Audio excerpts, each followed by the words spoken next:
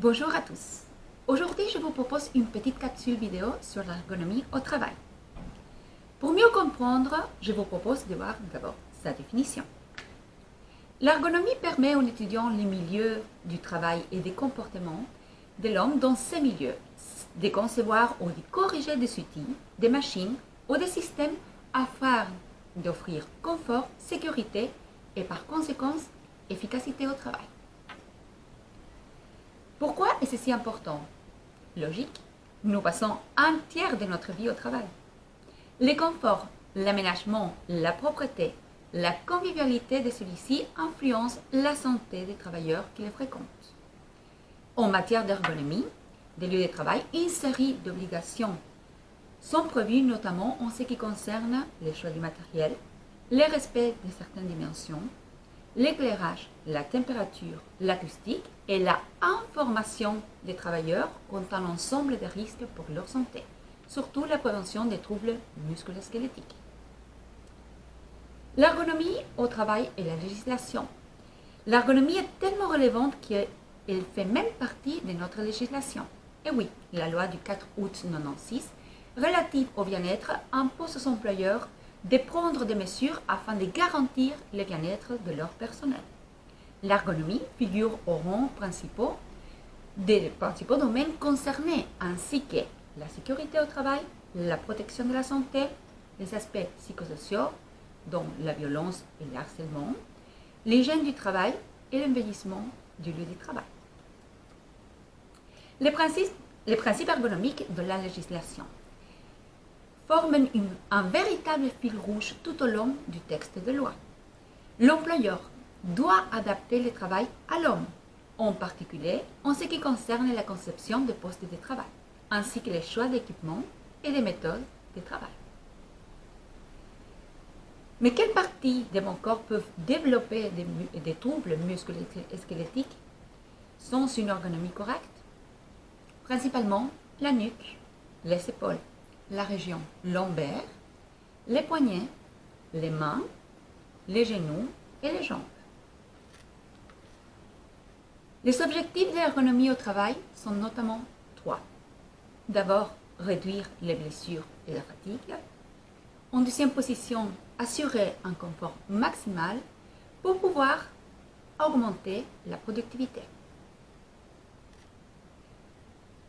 Voyons voir quelques conseils pour un poste de travail confortable et efficace. Attention, une même installation ou un poste de travail ne peut pas s'appliquer à tout le monde. Mais en suivant quelques règles de base et en les adaptant à notre propre morphologie, on peut sans doute trouver un bon équilibre. Règle numéro 1, le réglage du siège. L'angle du genou doit être libre et non comprimé. C'est important de laisser de l'espace entre la fin de notre assise et notre genou. Notamment, on peut mesurer tout simplement en mettant la main en cette position. Si les accoudoirs ne sont pas réglables, autant les enlever. Pour mesurer la hauteur du siège, une façon facile de faire, c'est de mesurer notre genou où il arrive et de voir où il arrive le siège. Notamment, le siège il doit se trouver un petit peu en dessous de nos genoux. L'auteur du siège, cuisse parallèle au sol, pied posé à plat ou sur un repose-pied. Le cas du repose-pied, on le verra aussi dans la partie réglage de votre bureau. Si votre bureau ne permet pas un réglage, à ce moment-là, pensez à y mettre un repose-pied. L'inclination du siège, horizontale ou un peu inclinée vers l'avant. Appui total de la longueur des cuisses sans blocage des genoux. Positionnez le support lombaire dans le creux du dos, mais aussi l'espace pour les genoux en dessous du bureau, il doit être libre. Réglage du bureau. Comme je vous disais précédemment, le dessus du bureau à l'auteur de votre coude. Si nécessaire, ou si possible, d'adapter la hauteur du bureau, magnifique, adaptez-le à l'auteur de votre siège et à votre morphologie. Si ce n'est pas possible de le faire, utilisez un repose-pied. Vous devez pouvoir bouger vos jambes librement sur le bureau. La position finale doit être épaules descendues, coudes et poignets dans l'axe.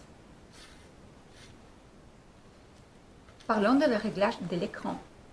Pour un ordinateur portable, pensez-y à un rehausseur. Si vous portez des verres progressifs, le tour de l'écran doit être placé un petit peu plus bas. Normalement, l'écran, il doit être posé à hauteur des yeux. Portez les regards au loin plus de 5 mètres pour reposer les muscles oculaires. C'est important de faire des petites pauses, de ne pas passer tout le temps figé sur l'ordinateur, pouvoir porter son regard au loin pour détendre les muscles oculaires. La distance optimale entre l'œil et l'écran est la distance des bras. Voyons voir pour le clavier.